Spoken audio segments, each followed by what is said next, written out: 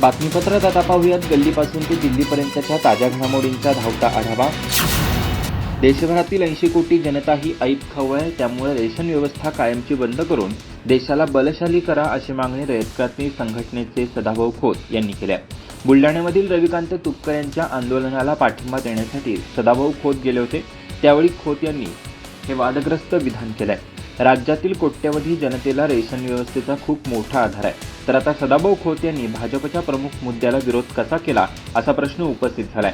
सदाभाऊ खोत म्हणालेत की शेतीवर फक्त 40% समाज उरला असून देशात 80 कोटी माणसं आयतं खात आहेत, त्यामुळे देशातील रेशन व्यवस्था बंद करून देश बलशाली बनवा अशी मागणी त्यांनी केली।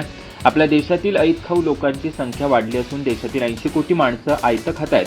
जर इतकी माणसं आयती खात असतील तर हा देश भिकाऱ्यांचा आहे, माणसं भिकारी बनवण्याचं काम सुरू आहे अशी टीकाही सदाभाऊ खोत यांनी केली आहे। माणसाला ज्यावेळेस सगळं फुकट मिळतं त्या सगळ्या अफूच्या गोळ्या आहेत। राजकीय पक्षांची चढाओढ लागली आहे, हे फुकट ते फुकट, त्यामुळे देश भिकाऱ्यांचा बनत चाललाय।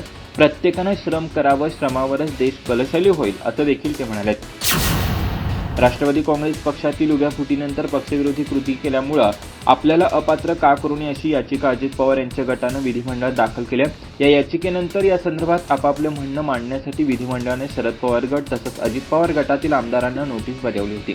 अजित पवार गटाच्या वतीने या संदर्भात विधिमंडळात 260 पानी उत्तर सादर करण्यात आले। विधिमंडळात सादर केलेल्या उत्तरात राष्ट्रवादी काँग्रेस पक्ष हा मूळ आमचाच आहे असा दावा अजित पवार गटाने केला। राष्ट्रवादी काँग्रेसमध्ये बंडखोरी झाल्यानंतर अजित पवार हे एकनाथ शिंदे यांच्या सरकारमध्ये उपमुख्यमंत्री झालेत। त्यानंतर लगेचच अजित पवार यांनी राष्ट्रवादी काँग्रेस पक्ष आणि पक्ष चिन्हावर दावा ठोकला होता।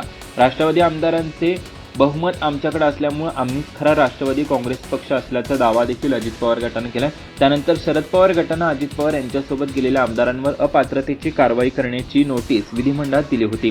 त्याला अजित पवार गटाने उत्तर दिले। अजित पवार गटाने राष्ट्रवादी काँग्रेस हा पक्ष मूळ आमचाच असल्याचा दावा केला।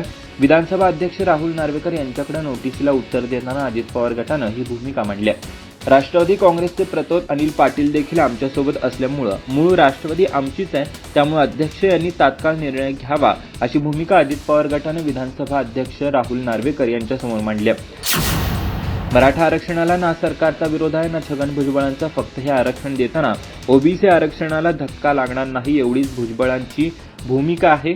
सरकारचेही तेच म्हणणं आहे असं स्पष्टीकरण मुख्यमंत्री एकनाथ शिंदे यांनी सोमवारी दिलं।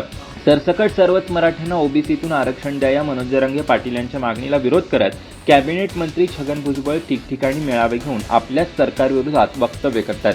त्यांना ओबीसी समाजातून मोठा प्रतिसाद मिळतोय, त्यामुळे आरक्षणाच्या मुद्द्यावर सरकारमध्ये 2 गट पडल्याचं चित्र निर्माण झालंय। या पार्श्वभूमीवर मुख्यमंत्री एकनाथ शिंदे यांनी सोमवारी फोनवरून पुण्यात असलेल्या भुजबळांशी चर्चा करून त्यांच्या भूमिकेशी सरकार सहमत असल्याचं सांगितलं। पत्रकारांशी बोलताना शिंदे म्हणाले, मराठा आरक्षणाला भुजबळांचा विरोध नाही, सरकार इतर समाजाच्या आरक्षणाला धक्का न लावता मराठा समाजाला स्वतंत्र आरक्षण देणार आहे। भुजबळांची आणि सरकारची भूमिका सारखीच आहे, आमच्यात कुठलेही गैरसमज नाहीत। दिव्य मराठीशी बोलताना भुजबळ म्हणाले, होय, मुख्यमंत्र्यांशी माझी चर्चा झाली, त्यांनी ओबीसी आणि इतर कुठल्याही समाजाचं आरक्षण कमी होणार नाही असा शब्द दिला, त्यावर मी समाधानी आहे। राष्ट्रवादी काँग्रेसचे आमदार रोहित पवार यांनी मंगळवारी पुन्हा एकदा उपमुख्यमंत्री देवेंद्र फडणवीस यांच्यावर तिखट शब्दात टीका केली। इतिहासात मराठेशाही एका अनाजी पंथानं संपवली, आता महाराष्ट्र धर्म संपवण्याचं काम आधुनिक अनाजी पंथांकडून सुरू आहे असं ते म्हणाले। त्यावेळी त्यांनी फडणवीस यांचं नाव घेतलं नाही, पण त्यांचा रोख त्यांच्याकडेच होता हे स्पष्ट आहे। रोहित पवार सध्या आपल्या युवा संघर्ष यात्रेवर आहेत। या पदयात्रेत ते वेगवेगळ्या गावातील नागरिकांशी संवाद साधून पक्ष संघटनेची बांधणी करण्याचा प्रयत्न करतात। त्यातच त्यांनी एका ट्विटरद्वारे उपमुख्यमंत्री देवेंद्र फडणवीस यांच्यावर निशाणा साधला आहे। त्यांनी या ट्विटमध्ये फडणवीस यांचे थेट नाव न घेता त्यांना खोचक शब्दात टीका केली आहे। रोहित पवार आपल्या ट्विटमध्ये म्हणतात की युवा संघर्ष यात्रेत 450 किलोमीटर पायी चालल्यानंतर एक गोष्ट जाणवली, ती म्हणजे पूर्वीच्या काळात मराठेशाही एका अनाजी पंथानं संपवली, आताच्या काळामध्ये महाराष्ट्र धर्म संपवण्याचं काम एक आधुनिक अनाजी पंथ करतोय। रोहित पवार यांच्या ट्विटवर संमिश्र प्रतिक्रिया उमटल्यात। काही जणांनी या प्रकरणी रोहित पवारांची बाजू घेत त्यांच्या बोलण्यात तथ्य असल्याचा दावा केला, तर काही जणांनी रोहित पवार या प्रकरणी केवळ जातीचं राजकारण करत असल्याचा आरोप केला जातोय। राज्यातील गारपिटीनं आणि अवकाळीनं शेतकऱ्यांचं मोठ्या प्रमाणावर नुकसान झालं। या भागाची माहिती घेण्यासाठी उपमुख्यमंत्री अजित पवार यांनी तातडीची बैठक बोलावली। आज संध्याकाळी मुंबईत उपमुख्यमंत्री अजित पवार आणि कृषी मंत्री धनंजय मुंडे यांच्या उपस्थितीत राज्यातील नुकसानाचा आढावा घेतला जाणार असल्याची माहिती सूत्रांनी दिली आहे। केंद्र सरकारकडून अवकाळी आणि गारपिटीनं फटका बसलेल्या शेतीला मदत मिळण्यासाठी मंत्रिमंडळ बैठकीनंतर प्रस्ताव पाठवण्यात येणार आहे. राज्य सरकारकडून सध्या केंद्र सरकारकडे 40 दुष्काळी तालुक्यांसाठी 2600 कोटींच्या मदतीची मागणी करण्यात आली असून यावर देखील या बैठकीत चर्चा होण्याची शक्यता वर्तवण्यात येते. राज्यातील नुकसानग्रस्त शेतकऱ्यांना सरकार मदत करणार असल्याचं कालच उपमुख्यमंत्री देवेंद्र फडणवीस यांनी स्पष्ट केलं होतं.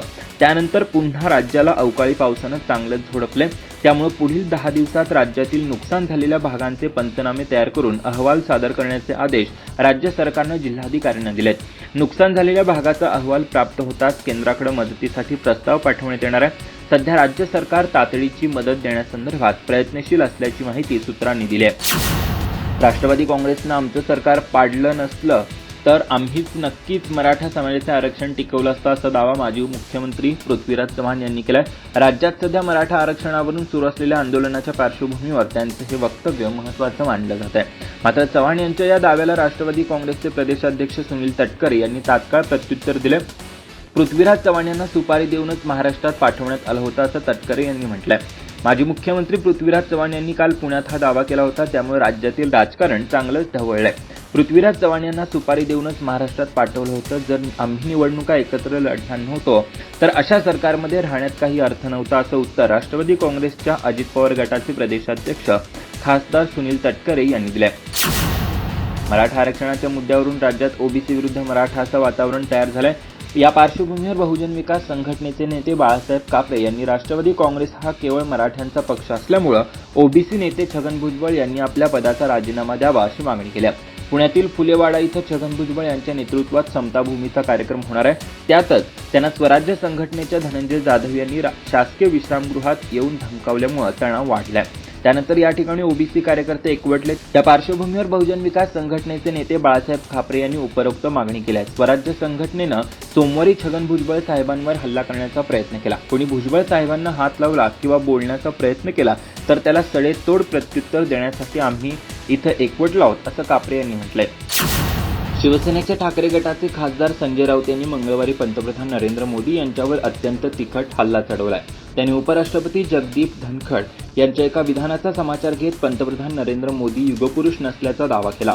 युगपुरुष सोडा, तुम्ही साधे पुरुष असता तरी जम्मू काश्मीरमध्ये आपल्या जवानांची हत्या झाली नसती असं ते म्हणाले. उपराष्ट्रपती जगदीप धनखड यांनी नुकताच पंतप्रधान नरेंद्र मोदी यांचा उल्लेख युगपुरुष म्हणून केला होता.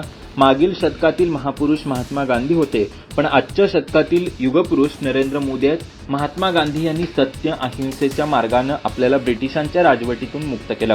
त्याच धर्तीवर पंतप्रधान नरेंद्र मोदी यांनी देशाला प्रगतीच्या मार्गावर नेलंय असं ते म्हणाले होते. त्यांच्या या विधानानंतर राजकीय वर्तुळात आरोप प्रत्यारोप सुरू झालेत.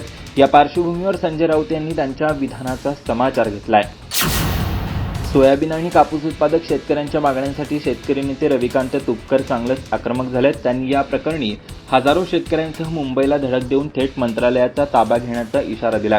त्यांच्या या इशाऱ्यामुळे राज्याचं राजकारण चांगलंच तापलंय. रविकांत तुपकर यांनी सोयाबीन आणि कापूस उत्पादक शेतकऱ्यांच्या मागण्यांसाठी हजारो कार्यकर्ते आणि शेतकऱ्यांसह मुंबईला जाऊन मंत्रालय ताब्यात घेण्याचाही इशारा दिलाय. हजारो शेतकरी 28 नोव्हेंबर रोजी मंत्रालयाच्या दिशेने निघणार, ते आता मागं हटणार नाहीत.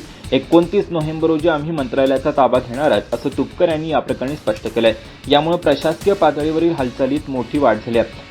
या इशाऱ्यानंतर बुलढाणा पोलिसांनी शनिवारी तुपकर यांना अटक केली होती, पण कोर्टाने त्यांची अटक अवैध ठरवून त्यांची सुटका केली. तेव्हापासून त्यांनी चिखली तालुक्यातील सोमठाणा इथं अन्नत्याग आंदोलन सुरू केलंय. रविकांत तुपकर यांचं अन्नत्याग आंदोलन आजही सुरूच आहे. त्यामुळे त्यांची प्रकृती खालावली आहे. त्यांची रक्तातील साखरेचं प्रमाण घसरलंय. शिवाय त्यांना अशक्तपणाही जाणवतोय. पण त्यानंतरही त्यांनी मुंबईला धडक देण्याचा इशारा दिलाय.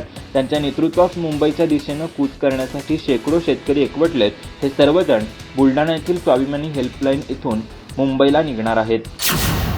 पाकिस्तानात महागाईनं उच्चांक गाठलाय. तिथं भाज्यांपासून ते रेशनच्या धान्यापर्यंत सर्वांच्याच किमती आकाशाला भिडल्यात.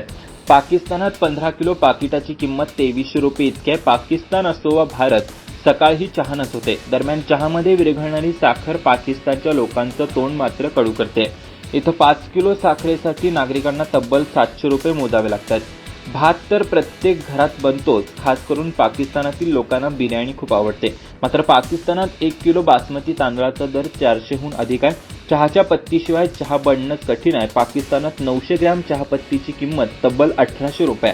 भारतात तुम्हाला जो ब्रँड 30 ते 40 रुपयांना मिळतो, पाकिस्तानात त्यासाठी तब्बल 100 रुपयांहून अधिक रुपये मोजावे लागतात. ब्रेडनंतर अंडींबाबत बोलायचं झाल्यास 1 डझन अंड्यांची किंमत 400 रुपयांहून अधिक आहे.